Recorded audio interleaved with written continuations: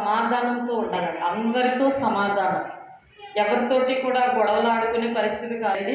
అయితే ప్రభు లేఖనం ఏమని చెప్తున్నదో దాన్ని చేయడానికి మనం ఇష్టపడాలని, అందరితో సమాధానమును పరిశుద్ధతయు కలిగి ఉండుటకు పరిశుద్ధత లేకుండా ఎవడు కూడా ప్రభుని చూడడు. చాలాసార్లు ఈ మాట మనం ప్రస్తావించుకున్నాం ప్రియులారా. కాబట్టి అందరితో సమాధానమును పరిశుద్ధతయు కలిగి ఉండుటకు ప్రయత్నించండి అంటున్నాడు. ఇంకా ప్రయత్నించండి కదండి. అంటే మోస్ట్ బి ట్రై, ఇంకా ట్రై చేయండి అంటే అవకాశం ఇస్తున్నాడండి దేవుడు, అవకాశం ఇస్తున్నాడు. అవకాశం ఏంటంటే అందుకే యెషయా గ్రంథంలో 55వ అధ్యాయము 6-7 వచనాలు ఒకసారి చూడండి ప్రియులారా. యెషయా గ్రంథము 55వ అధ్యాయము 6-7 వచనాలు. యెహోవా మీకు దొరుకు కాలమునందు ఆయనను వెదుకుడి, ఆయనను వేడుకొనుడి. భక్తిహీనులు చూడండి, యెహోవా మీకు దొరుకు కాలమునందు ఆయనను వెదుకుడి, ఆయన సమీపంలో ఉండగా ఆయనను వేడుకొనుడి. భక్తిహీనులు తమ మార్గములను విడవవలెను, దుష్టులు తమ తలంపులు మానవలను. వారు యెహోవా వైపు తిరగము. దేవుడు దొరుకు సమయం అందు ఏం చేయాలి చెప్పండి, మనం ఆయనను వేడుకోవాలి. అందుకే ప్రభు సమయం ఇస్తున్నాడు అనమాట. మీరు ఖచ్చితంగా ప్రయత్నించుడి అని రాసి పెట్టాడు అక్కడ. అందరితో సమాధానముగా ఉండటానికి మీరేం చేయాలి, పరిశుద్ధత కలిగి ఉండటానికి మీరు ప్రయత్నించండి. అందుకే ఈ ప్రయత్నం అంటే దేవుడు ఒక అవకాశం ఇస్తున్నాడు, ట్రై చేసుకోవాలి. ఇప్పుడు నాకు చేత కాదు అన్నారనుకో, భోజనం వండేటప్పుడు పిల్లలు నేర్పించేటప్పుడు నాకు చేత కాదని అంటే వాడు ట్రై చేయాలి, ప్రయత్నించాలి. ప్రయత్నించనే కదా ఏదైనా వచ్చేది. ప్రయత్నించుకోకుండా ఏది కూడా మనము పొందలేము. కాబట్టి ప్రయత్నం అనేది, అందుకే ప్రార్థన చేయడం నాకు చేత కాదు అంటారు. ప్రార్థన చేయడానికి ఏం చేయాలి చెప్పండి, ట్రై చేయాలి, ప్రయత్నించాలి. పాట పాడటం నా గొంతుకు రాదండి అనేవారు కొందరు. బాబోయ్ నాకు భయం వేస్తుందండి అమ్ము అంటారు మరికొందరు. కాబట్టి ప్రతి సమయంలోనూ కూడా ఏం చేయాలంటే ప్రియులారా, ఏం చేయాలి చెప్పండి, ప్రతి సమయంలోనూ కూడా ప్రయత్నించాలి. దేనికైనా సరే ప్రయత్నించేనే వచ్చేదండి, ప్రయత్నించుకోకుండా ఏది కూడా లేదు. కాబట్టి ఇక్కడ ఈ హెబ్రీ రాసిన ఈ పత్రికలో పరిశుద్ధత లేకుండా ఎవడనూ ప్రభుని చూడ, మీలో ఎవడైనాను దేవుని కృపను పొందకుండా తప్పిపోవునేమో అని చేదైనది చూడండి, చేదైన వేరు ఏదైనా మొలిచి కలవరపరచుట వలన అనేకులు అపవిత్రులైపోదురేమో అని ఒక పూట కూటి కొరకు తన జ్యేష్ఠత్వపు హక్కును అమ్మివేసిన ఏసావు వంటి భ్రష్టుడైన వ్యభిచారి అయిన ఉండునేమో అని జాగ్రత్తగా చూసుకొనుడి. యాషావు ఆ తర్వాత ఆశీర్వాదము పొందగోరి కన్నీళ్లు విడిచుచు దానికోసం శ్రద్ధతో వెతికినను మారు మనసు పొందని అవకాశము దొరకక విసర్జింపబడినని 55వ అధ్యాయం 6-7 వచనాల్లో యెహోవా దొరుకు కాలమందు మాత్రమే మనము ఆయన సమీపముగా ఉండగానే. ఇక్కడ యాషావు కూడా ఏం చేస్తాడు చూడండి, ఒక్కసారి తన యొక్క ఆశీర్వాదాన్ని పోగొట్టుకున్నాడు. తర్వాత ఏంటంటే తండ్రి వద్దకు వచ్చి నాకు ఒక ఆశీర్వాదం కూడా లేదా అని అడిగాడు. అందుకే సమయం ఉండగా ప్రయత్నిస్తూనే ఉండాలి, ప్రయాసపడాలి, ప్రయత్నిస్తూనే ఉండాలి.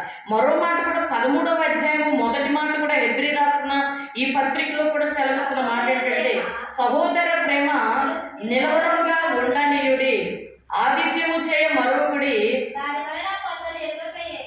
దేవదూతలకు ఆతిథ్యము చేస్తురి.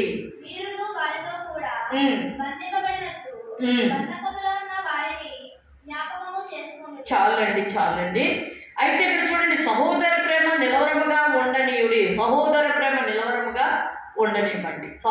ఒకరినొకరు ప్రేమ కలిగి ఉండటానికి సహోదర ప్రేమ నిలవరముగా ఉండని.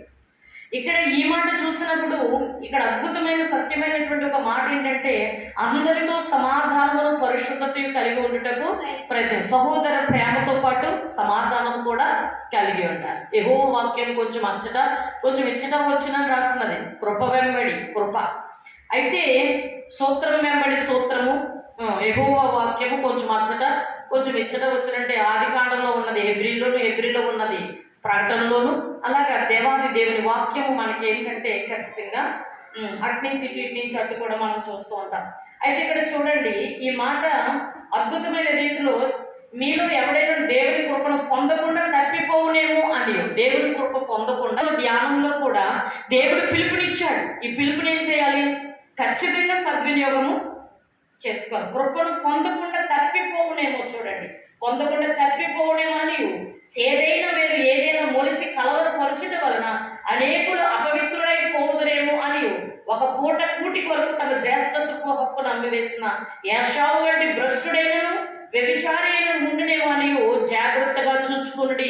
చూసారండి, ఒక పూట కూటి కొరకు తన జ్యేష్ఠత్వపు హక్కునే అమ్మివేసుకుని ఈరోజు లోక ఆశల కొరకు ఏవేవో దేవుని ఇచ్చు కృపను పొందలేకపోతున్నారు. చేదేంటంటే చూడండి, దేవుడు పిలుస్తున్నాడు. ఆ పిలుపుకి ఎంతమంది లోపడుతున్నారు? రండి అని దేవాది దేవుడు పిలుస్తున్నాడు. మన వివాదం ఉన్నది, తీర్చుకుందాం రండి. మీరు ఏ పరిస్థితులు ఉన్నా సరే పర్వాలేదు, రండి మన వివాదము తీర్చుకుందాం. మీ పాపములు ఎర్రనివైనా సరే నేను తెల్లని హిమము వల్లే నేను చేస్తాను. అందుకని పరిశుద్ధత అనేటువంటిది లేకుండా ఎవరు కూడా ప్రభుని చూడలేదు. ప్రయాసపడండి అంటున్నాడు. ప్రయత్నించండి, మీరు పరిశుద్ధత కలిగి ఉండడానికి ప్రయత్నించండి. అవకాశం ఇస్తున్నాడు. యెహోవా దొరుకు కాలం అంది ఆయన ఈ అవకాశం ఇచ్చాడు. ఆయన మనకు దొరకని సమయంలో ఆయన పాద సన్నిధిలో మనం ఏం చేయాలి? హృదయాలు కుమ్మరించాలి ప్రియులారా, హృదయం కుమ్మరించాలి. అంతేకాకుండా అక్కడ ఉన్నటువంటి మాట చూడండి, ఆయన ఏమంటున్నాడు చూడండి, ఏశావు ఆ తర్వాత ఆశీర్వాదము పొందగోరి కన్నీళ్లు విడిచుచు దానికోసం శ్రద్ధతో వెతికినను మారు మనసు పొంద అవకాశము దొరకక విసర్జింపబడిందని మీరు ఎరుగుదురు. అంటే తర్వాత ఇంకా దేవుడు వచ్చేసిన తర్వాత ఇప్పుడు కృపలో నిలిచి ఉన్నాము. ప్రభు రాకడ వచ్చేసిన తర్వాత అప్పుడు తర్వాత ప్రభు నువ్వు నాకు కావాలంటే దొరుకుతుందా? అంటే బుద్ధి కలిగిన కన్యకల్లో కూడా 5 యొక్క విశేషమైన సంగతి, వాళ్ళేమో ముందుగా అశ్రద్ధ భావంతో ఉన్నారు. ఆ నూనెను సిద్ధపరచుకోలేదు. అయితే ఈ 5 సిద్ధపరచుకున్నారు. ప్రభు పెండ్లి కుమారుడు వచ్చాడు, పిలుపు వినబడింది. వెంటనే వీరు నూనె సిద్ధపరచుకున్నారు కాబట్టి దివిటీల్లో పోసుకుని మరికాంత వెలిగించుకుని ఏం చేశారంటే వాళ్ళు పెండ్లి కుమారుని యొక్క విందులోనికి వాళ్ళు ఎంటర్ అయిపోయారు. తలుపులు వేయబడ్డాయి. అయితే వీళ్ళు ఎక్కడికి వెళ్ళారు? సంతలోకి వెళ్ళారు, కొట్ల దగ్గరికి వెళ్ళారు కొనుక్కుందామని. అర్ధరాత్రి ఎక్కడ ఉంటుంది? కొట్లు ఎక్కడ ఉంటాయి చెప్పండి? కొట్లు లేవు. అందుకే దొంగ ఏ టైం వస్తాడో కూడా మీకు తెలియదు కదా. అలాగే వెలుగుండగానే, దీపం ఉండగానే మీరు చక్కబెట్టుకోవాలి కదా. యజమానుడు బయటికి వెళ్ళాడంటే ఏ టైం వస్తాడో తెలియదు కదా. తన దాసుడు మెలకు కలిగి ఉండాలి. నా యజమానుడు వస్తాడు, మై బాస్ ఇస్ కమింగ్ అంటే ఒక యజమానుడు బయటికి వెళ్ళాడంటే పనివారు ఏం చేయాలి? అది విదేశాల్లో కనిపెట్టుకుని ఉంటాం. యజమానుడు బయటికి వెళ్ళిపోయాడంటే పనులు ఏం చేస్తారంటే బాబోయ్ వాళ్ళు వస్తారు, ఎప్పుడు తలుపు తీయాలా అని చెప్పేసి కనిపెట్టుకుని ఉంటారు.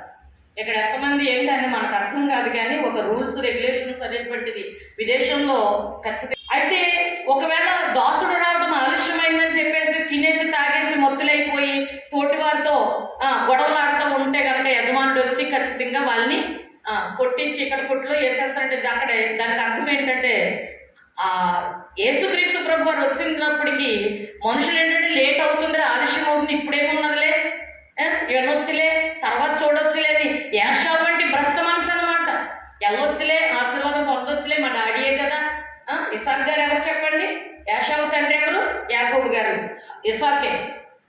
యాకోబును ఏశావు ఇద్దరు కూడా. ఇసాకుకు పిల్లలు ఎంతమంది? 3. ఏశావు, యాకోబు.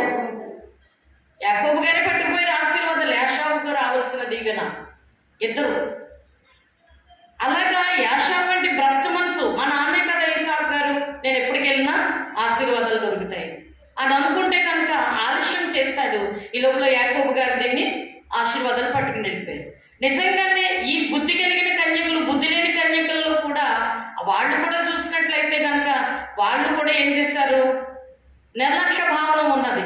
తర్వాత వీళ్ళని అడుగుతున్నారు కొంచెం ఇమ్మని నూనె.